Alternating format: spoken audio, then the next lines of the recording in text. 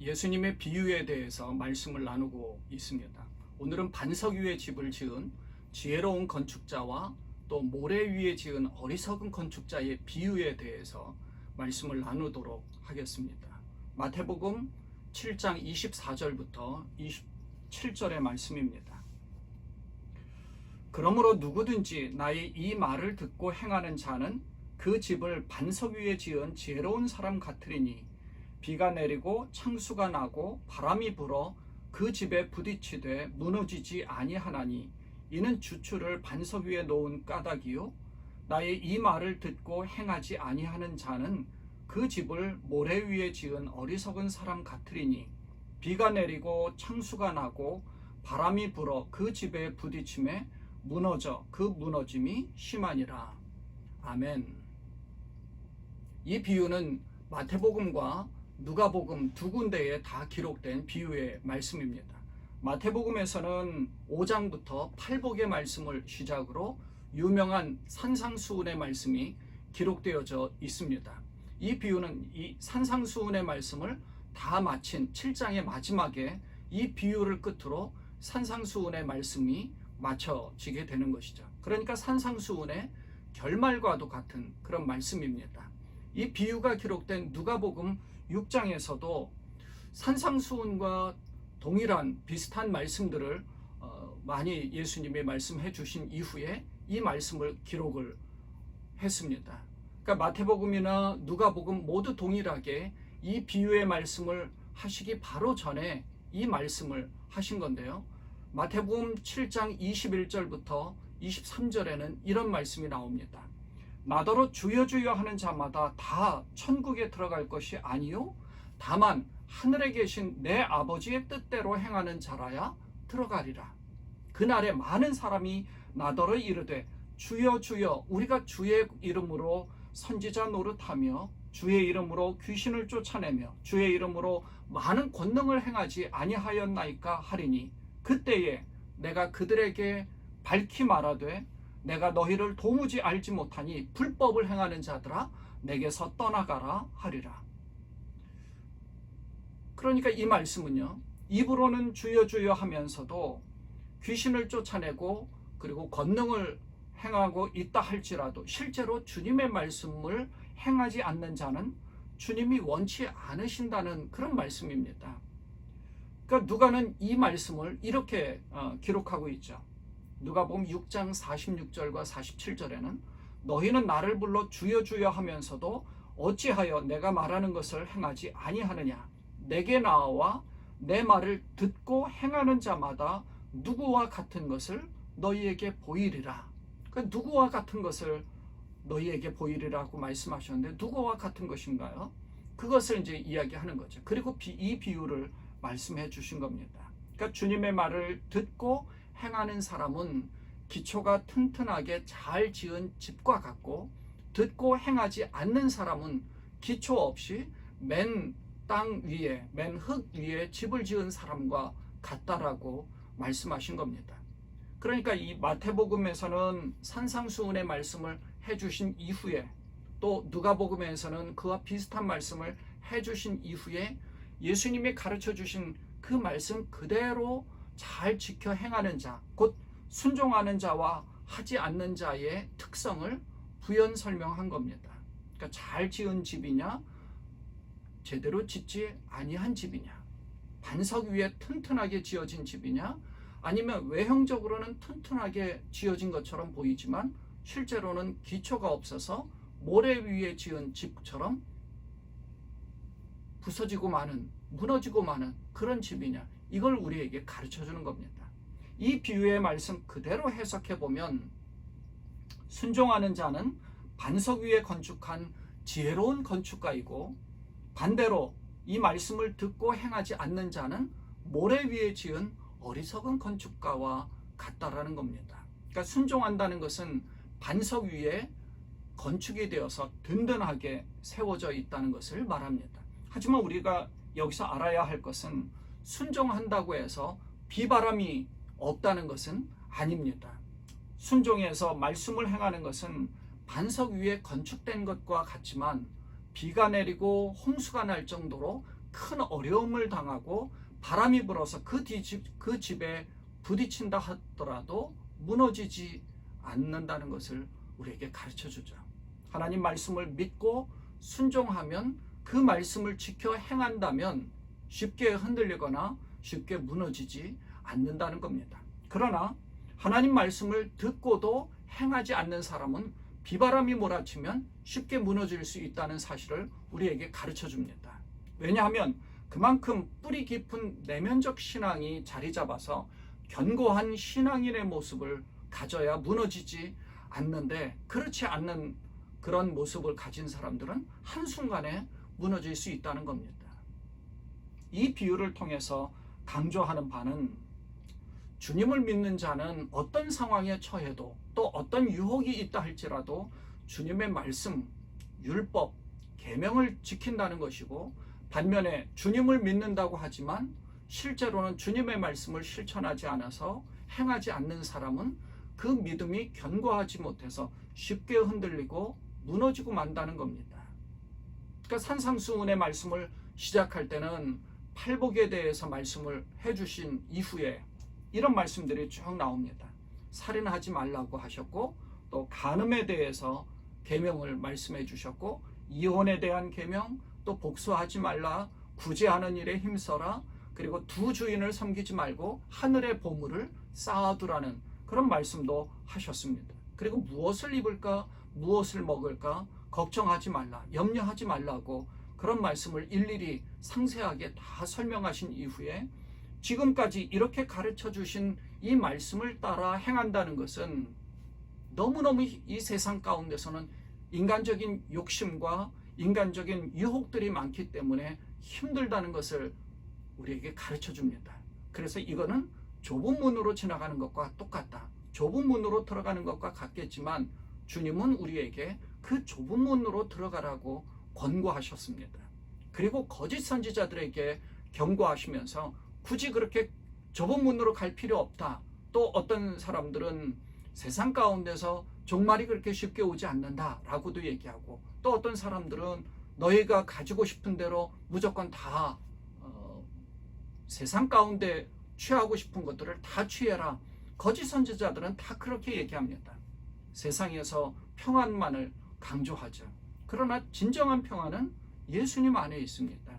그래서 좁은 문으로 들어가는 것이 인간적으로는 굉장히 힘들고 어렵지만 좁은 문으로 들어갈 때 진정한 평안을 맛볼 수 있다는 것이죠. 예수님은 그렇게 권고하셨던 겁니다. 근데 거짓 선지자들은 그렇게 얘기하지 않았죠. 그래서 예수님은 이 거짓 선지자들에 대해서 경고하셨던 겁니다. 그래서 하나님 말씀을 듣고 실천하는 것이 중요하다는 것을 말씀하시면서 마지막으로 이 산상수훈을 마무리하면서 이 비유의 말씀을 해주신 겁니다. 그러니까 산상보훈이라고도 하는 이 예수님의 아주 보물 같은 말씀을 듣고 너무 감동적이다, 복된 말씀이다 라고 듣고 끝나는 것이 아니라 이 말씀을 듣고 실천해야겠다는 마음의 다짐을 갖고 실천하는 자와 그냥 말씀을 듣고 너무 좋은 말씀, 감동이다, 복된 말씀이다 라고 그렇게 끝나는 사람과는 분명히 다르다는 겁니다. 그래서 어떤 사람이 지혜로운 사람이고 어떤 사람이 어리석은 자인지 드러나게 돼 있다는 것을 가르쳐 주는 거죠. 여러분, 세상에는 비바람과 홍수로 계속해서 도전을 줍니다. 그럼 그러한 세상 가운데서 버티고 든든하게 서 있으려면 어떤 모습이어야 하는지를 우리에게 가르쳐 주는 겁니다. 사실 이 팬데믹이라는 상황 가운데 그런 것은 이 세상이 우리에게 주는 비바람이나 홍수와 같은 겁니다. 그러니까 비바람과 홍수가 몰아붙여도 무너지지 않고 든든하게 서 있는 사람이 있는가 하면 무너짐이 심한 그런 사람도 있다는 사실을 우리는 잘 압니다. 또 가정 안에서 몰아붙이는 심한 폭풍우가 있을 수 있습니다. 또 자녀들 때문에 불어오는 심한 비바람 같은 것도 있을 수 있죠. 그때 주님께서 말씀을 듣고 행함으로 확신을 갖고 살아가는 사람은 내면 가운데 든든하게 그것이 채워진다는 겁니다. 그 자체가 기초가 든든하게 서 있는 것으로 무너지지 않고 흔들리지 않지만 만일 그렇지 않다면 무너짐이 심할 수 있다는 것입니다. 말씀을 들을 때는 감동이 있고 기쁨이 있고 그 말씀에 굉장한 도전을 받습니다. 그러나 그 말씀을 듣고 끝나면 그 한 귀로 듣고 한 귀로 흘려버리는 것과 똑같습니다. 뿌리가 깊게 내려가지 않는다는 것이죠. 반석 위에 든든하게 선다는 것은 그 말씀을 듣고 감명을 받고 감동을 받는 것으로 끝나는 것이 아니라 그걸 실천하기 위해서 끊임없이 자신을 채찍질하는 것과 똑같습니다.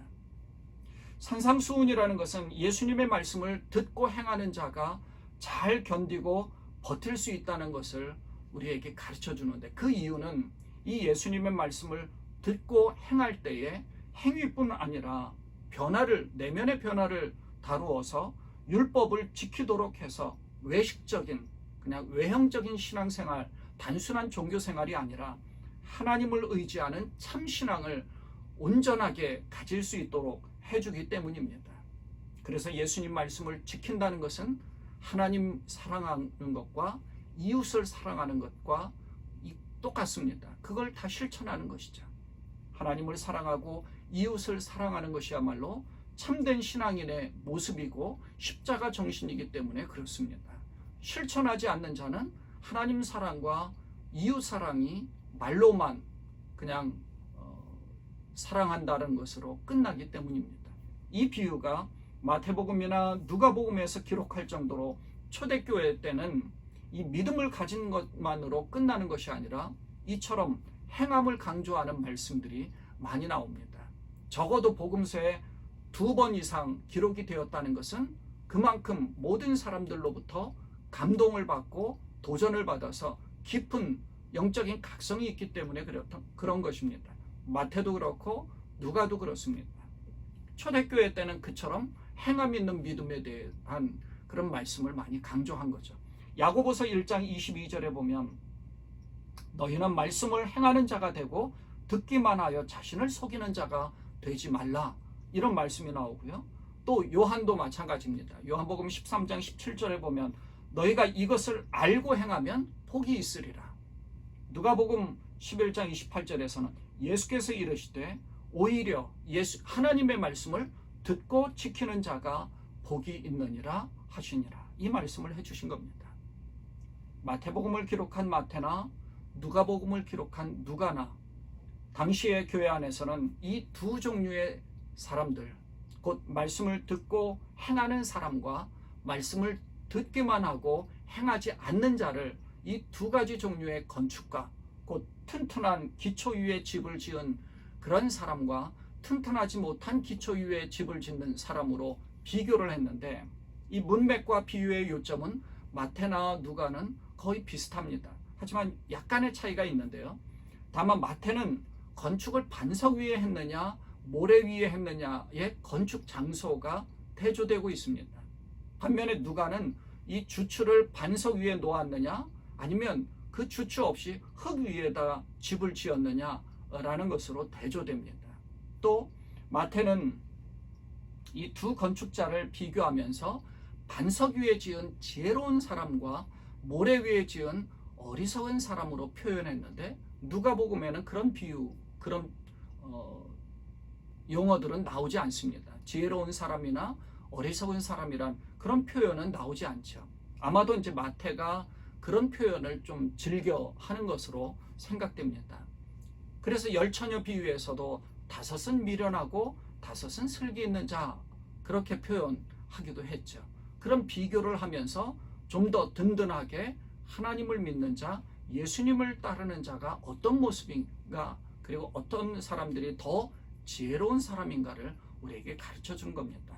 또 누가복음에서는 탕류가 그 집에 부딪혀서 한 집은 요동하지 않지만 한 집은 무너져 파괴됨이 심하다고 기록된 반면에, 마태복음에서는 비가 내리고 창수가 나고 바람이 불어 그 집에 부딪혔다고 아주 상세하게 기록되어져 있습니다. 그러니까 누가복음은 땅을 좀 더 깊이 파서 기초를 튼튼히 해야 되는 것을 강조했지만, 그 얘기는 뭐냐면 이방인이나 혹은 초신자들에게 기초가 좀 튼튼해야 무너지지 않는다, 그걸 누가는 강조하고 싶었던 겁니다. 그래서 누가복음을 기록할 때와 사도행전을 기록할 때 이 누가가 그런 것을 기록할 때는 초신자들 혹은 이방인들을 대상으로 했기 때문에 그런 내용들을 많이 한 것이고요. 마태는 반면에 유대인들을 위해서 혹은 그 당시에 마태 공동체가 굉장히 핍박을 받고 박해를 받는 그런 어려운 상황에 처해 있으니까 그것을 더 많이 강조한 겁니다. 너무나 힘든 박해 또 어려운 시련들을 많이 겪고 있어서 그런 표현들을 하면서 그 가운데서도 반석 위에 든든히 서 있어야 흔들리지 않고 견고하게 서 있을 수 있다고 이야기하는 거죠. 그래서 마태는 비가 내리고 창수가 나고 바람이 분다 할지라도 반석 위에 곧 예수님을 믿는 신앙 고백 위에 베드로가 고백한 것과 같이 그 반석 위에 든든하게 서 있어야 흔들리지 않는다. 그걸 우리에게 강조한 것입니다. 바라기는 우리가 신앙생활을 하면서 세상을 등지고 살아가는 것이 아닙니다. 그래서 세상 가운데서 여러 가지 일들로 우리가 신앙의 굴곡을 갖게 되는데 어려운 시련이나 고통 가운데서도 흔들리지 않고 아주 굳건한 믿음으로 오직 하나님 말씀을 기억하여서 그 말씀을 실천하는 일에 흔들리지 않고 굳건하게 서는 그런 모습을 가져야 할 것입니다. 우리 주님은 그런 마음가짐으로 노력하며 살아가는 여러분들을 크게 칭찬하시고 인정해 주실 줄로 분명히 믿습니다. 어려운 일이 있고 고난이 있고 힘든 일이 많이 있어서 비가 내리고 창수가 나고 그리고 바람이 분다 할지라도 흔들림이 없는 반석 위에 예수님을 믿는 신앙 고백 위에 든든히 그렇게 서가시는 그런 여러분 되시기를 주님의 이름으로 축원을 드립니다. 기도하겠습니다. 하나님 아버지, 반석 위에 지은 지혜로운 사람과 같이 말씀을 듣고 그것으로 끝나는 것이 아니라 말씀을 지켜 행하기 위하여서 내면의 신앙을 다지고 노력해 나가는 그렇게 하나님 앞에 인정받기 위하여 최선을 다하는 그런 우리 모두가 될 때 주께서 크게 칭찬하시고 인정해 주시기를 소망합니다. 오직 주님의 말씀을 실천함으로 인하여 하나님께 영광 돌리는 우리 모든 그리스도의 제자가 되게 하여 주옵소서. 흔들림이 없는, 무너지지 않고 든든하게 버티고 설 수 있는, 그래서 다시금 하나님 앞에 크게 인정받는 우리 모두가 되게 하여 주옵소서. 예수님의 이름으로 간절히 기도드리옵나이다. 아멘.